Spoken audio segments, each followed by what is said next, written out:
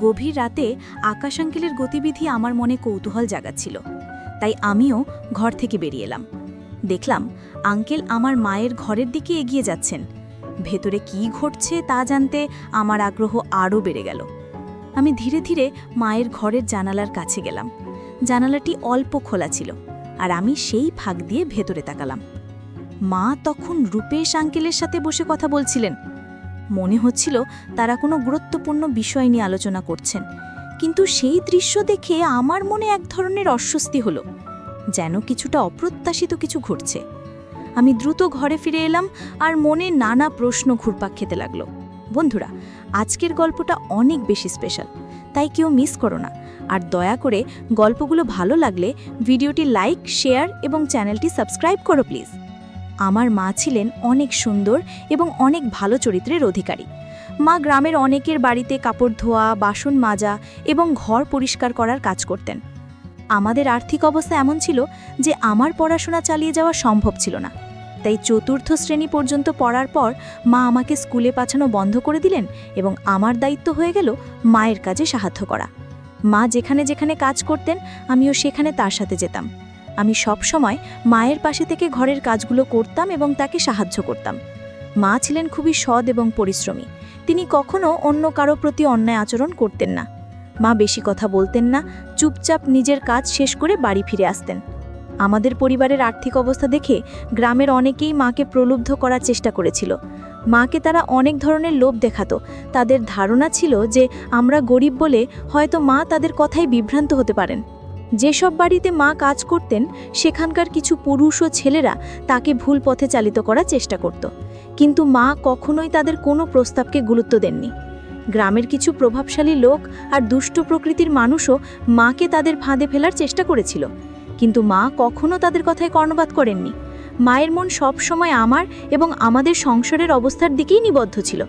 তিনি কখনো পিছন ফিরে তাকাতেন না, এবং তার সততা ও কঠোর মনোবলের জন্য আমি সব সময় তার প্রতি গর্বিত ছিলাম। একদিন গ্রামের একজন প্রভাবশালী ব্যক্তি, যিনি একজন নেতা ছিলেন, সরাসরি মায়ের কাছে একটি প্রস্তাব নিয়ে এসেছিলেন। তিনি মাকে বলেছিলেন, তোমার পরিস্থিতি দেখে আমার খারাপ লাগে। তুমি যদি চাও তাহলে তোমার এবং তোমার মেয়ের জীবনে আর কোনো কষ্ট থাকবে না। শুধু আমার কথাটি মেনে নাও। মা তার কথা শুনে সোজা তার চোখের দিকে তাকিয়ে বললেন, আমার নিজের পরিশ্রমের উপর বিশ্বাস আছে, আমি কারো দয়া চাই না। একটি রাতে রাতের খাবার খেয়ে যখন আমরা ঘুমাতে যাচ্ছিলাম, তখন হঠাৎ আমাদের দরজায় টোকা পড়ল। মা আমাকে বললেন, দেখো তো এত রাতে কে এসেছে। মা তখন নিজের ঘরে বিছানা পাততে চলে গেলেন। আমি দরজা খুললাম এবং দেখলাম দরজার বাইরে একজন লোক দাঁড়িয়ে আছে। লোকটি ভালো পোশাক পরা এবং বয়স আনুমানিক 42 বছর হবে। আমি একটু বিরক্ত হয়ে জিজ্ঞেস করলাম, এত রাতে কি দরকার? লোকটি হেসে উত্তর দিল, রিয়া। তার মুখে আমার নাম শুনে আমি অবাক হয়ে গেলাম। আমি বললাম, আপনি কে? এর আগেই কিছু বোঝার চেষ্টা করছিলাম, তখন সেই লোকটি হঠাৎ আমাকে তার কাঁধে তুলে নিল এবং হাসতে হাসতে বলল, আমি তোমার আঙ্কেলের মতো, তোমার বাবার পুরনো বন্ধু আকাশবাবু। তার কথা শুনে মা দ্রুত বাইরে এলেন। মা আর আকাশ আঙ্কেল একে অপরকে দেখে যেন অতীতে ফিরে গেলেন। তাদের চোখে পুরনো দিনের স্মৃতি যেন জীবন্ত হয়ে উঠল। প্রায় 2-3 মিনিট তারা একে অপরের দিকে তাকিয়ে রইলেন, যেন চারপাশের কিছুই তাদের মনে নেই। এই দৃশ্য দেখে আমি একটু অস্বস্তিতে পড়ে গেলাম এবং বললাম, মা, এ কে? আমার কথা শুনে তারা বাস্তবে ফিরে এলেন। আকাশ আঙ্কেল তখন আমাকে মাটিতে নামিয়ে দিলেন। আমি মায়ের পাশে গিয়ে দাঁড়ালাম। মায়ের মুখে এক ধরনের অদ্ভুত আনন্দের ঝিলিক দেখা যাচ্ছিল। মা বললেন, এ হলেন তোমার আকাশ আঙ্কেল, তোমার বাবার পুরনো বন্ধু। আকাশ আঙ্কেলকে প্রণাম করো। আমি তাকে প্রণাম করলাম, আর আকাশ আঙ্কেল আমাদের ঘরে প্রবেশ করলেন। তিনি ঘরে ঢোকার পর যেন বাড়ির পরিবেশটা একটু পরিবর্তন হয়ে গেল। আকাশ আঙ্কেল মায়ের কাঁধে হাত রাখলেন, আর মা একটু লজ্জায় হেসে রান্নাঘরের দিকে চলে গেলেন। আমি কিছুটা অবাক হয়ে ভাবছিলাম, আমরা তো সবেই রাতের খাবার খেয়েছি, তবে মা আবার কার জন্য রান্না করছেন? আমি জিজ্ঞেস করলাম, মা, তুমি কার জন্য রান্না করছো? মা হালকা হেসে বললেন, তোমার আকাশ আঙ্কেলের জন্য। তিনি অনেক দূরের পথ পাড়ি দিয়ে এসেছেন, নিশ্চয়ই ক্ষুধার্ত। আমি বললাম, কিন্তু মা, যদি উনি বাবার পুরনো বন্ধু হন, তবে এতদিন কোথায় ছিলেন, আর হঠাৎ এখন এখানে কেন এলেন? মা একটু গম্ভীর মুখে উত্তর দিলেন, উনিও আমাদের গ্রামেরই মানুষ ছিলেন। তখন তোমার বাবার খুব ঘনিষ্ঠ বন্ধু ছিলেন। যখন তোমার বাবা বাড়িতে থাকতেন না, তখন উনি আমাকে সাহায্য করতেন। খুব ভালো মনের মানুষ ছিলেন। আমরা একসাথে অনেক মজা করতাম। তোমার জন্মের পর উনি বিদেশ চলে গিয়েছিলেন। মায়ের কথাগুলো শুনে আমি চিন্তায় পড়ে গেলাম। আকাশ আঙ্কেল এত বছর পর হঠাৎ কেন ফিরে এলেন, তা নিয়ে আমার মনে নানা প্রশ্ন জাগতে লাগলো। তাদের মধ্যে কি কোনো পুরনো সম্পর্ক ছিল? সেই রাতে আকাশ আঙ্কেলের বিষয়ে মায়ের সাথে কথা বলার পর আমি তার সম্পর্কে আরও কৌতূহলী হয়ে উঠলাম। এত সব কিছু হঠাৎ ঘটে যাওয়া আমার বোধগম্যের বাইরে ছিল। মায়ের মুখে এক ধরনের অদ্ভুত উচ্ছ্বাস এবং আনন্দের ঝিলিক দেখা যাচ্ছিল। মা বললেন, জীবন মাঝে মাঝে আমাদের সামনে পুরনো স্মৃতিগুলো ফিরিয়ে আনে, যা আমরা কখনো ভোলার চেষ্টা করলেও ভুলতে পারি না।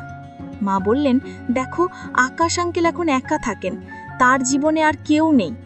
এখন আমরা ছাড়া তার আর কে আছে? মায়ের কথাগুলো যেন আমার মনে নানা প্রশ্নের ঝড় তুলতে লাগলো। তিনি বললেন, কাল সকালে উনি নিজের বাড়িতে ফিরে যাবেন। মায়ের কথা শুনে আমি ভাবছিলাম, আকাশ আঙ্কেলের এই হঠাৎ আশাটা আমাদের জীবনে কি পরিবর্তন আনতে পারে। তার আশাতে মা অনেক খুশি ছিলেন। আকাশ আঙ্কেল আসার পর থেকে তিনি সব সময় মায়ের কাছাকাছি থাকার চেষ্টা করছিলেন, বিভিন্নভাবে মাকে হাসানোর চেষ্টা করছিলেন। মাঝে মাঝে আঙ্কেল মায়ের দিকে অদ্ভুতভাবে তাকিয়ে থাকতেন, আর আমার মাও তাকে দেখে হাসতেন, কিন্তু বুঝতে দিতেন না। মা বললেন, এখন তুমি নিজের ঘরে যাও এবং আকাশ আঙ্কেলও তোমার ঘরেই থাকবেন। আমি মায়ের কথা মেনে নিজের ঘরে চলে গেলাম। আকাশ আঙ্কেল তখনও হুক্কা টানছিলেন।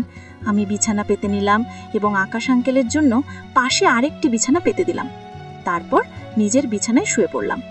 প্রায় 10 থেকে 15 মিনিট পর আকাশ আঙ্কেল উঠে দরজা বন্ধ করে দিলেন এবং ঘরের লাইট নিভিয়ে নিজের বিছানায় শুয়ে পড়লেন। আমি তখন গভীর ঘুমে তলিয়ে পড়লাম। কিছুক্ষণ পর হঠাৎ আমার ঘুম ভেঙে গেল। আমি চোখ মেলে দেখলাম আকাশ আঙ্কেল তার বিছানা থেকে উঠে ঘরের বাইরে চলে যাচ্ছেন। কেন জানি না, কিন্তু এই দৃশ্য দেখে আমার মনে কিছুটা অস্বস্তি তৈরি হলো। আমার মনে কৌতূহল জন্ম গেল যে এত রাতে আকাশ আঙ্কেল কোথায় যাচ্ছেন। এটি জানার জন্য আমিও নিজে ঘর থেকে বেরিয়ে এলাম। দেখলাম আঙ্কেল মায়ের ঘরের দিকে এগিয়ে যাচ্ছেন। আমার কৌতূহল আরও বেড়ে গেল, তিনি কেন মায়ের ঘরে যাচ্ছেন। আমি আস্তে আস্তে মায়ের ঘরের জানালার কাছে গেলাম। জানালাটি অল্প খোলা ছিল, আর আমি সেই ফাঁক দিয়ে ভেতরে তাকালাম। মা তখন রূপেশ আঙ্কেলের সাথে বসে কথা বলছিলেন। মনে হচ্ছিল তারা কোনো গুরুত্বপূর্ণ বিষয় নিয়ে আলোচনা করছেন। কিন্তু সেই দৃশ্য দেখে আমার মনে এক ধরনের অস্বস্তি হলো, যেন কিছুটা অপ্রত্যাশিত কিছু ঘটছে। আমি দ্রুত ঘরে ফিরে এলাম, আর মনে নানা প্রশ্ন ঘুরপাক খেতে লাগলো। সকালে ঘুম থেকে উঠে প্রথমেই আমার চোখ পড়ল আকাশ আঙ্কেলের বিছানার দিকে, কিন্তু তিনি সেখানে ছিলেন না। তখন রাতের ঘটনাগুলো আমার মনে পড়তে শুরু করলো, আর মনে একটা অদ্ভুত ভয় ঢুকে গেল। আমি তাড়াতাড়ি উঠে বাইরে এলাম। মায়ের দরজা বন্ধ ছিল, কিন্তু জানালাটি খোলা ছিল। আমি সেই জায়গাতেই বসে মায়ের ঘরের দিকে তাকিয়ে রইলাম। কিছুক্ষণ পর আমার মনে হলো যে আমি দরজার লক খোলার আওয়াজ শুনতে পেলাম, আর কৌতূহলবশত তাকিয়ে দেখলাম আকাশ আঙ্কেল মায়ের ঘর থেকে বেরিয়ে এলেন। তার পরপরই মা দ্রুত ঘর থেকে বেরিয়ে এসে সোজা বাথরুমের দিকে ছুটে গেলেন। কিছুক্ষণ পর মা আমাকে ডাকলেন এবং বললেন, আমি গোসল সেরে তৈরি হচ্ছি। এরপর আমি উঠে আকাশ আঙ্কেলের দিকে তাকালাম। দেখলাম তিনি তখনও ঘুমাচ্ছেন। আমি বাথরুমে গিয়ে গোসল সেরে তৈরি হয়ে নিলাম এবং তারপর রান্নাঘরের দিকে গেলাম। রান্নাঘরে গিয়ে দেখলাম মা রান্না করছেন এবং তিনি খুব আনন্দিত দেখাচ্ছিলেন।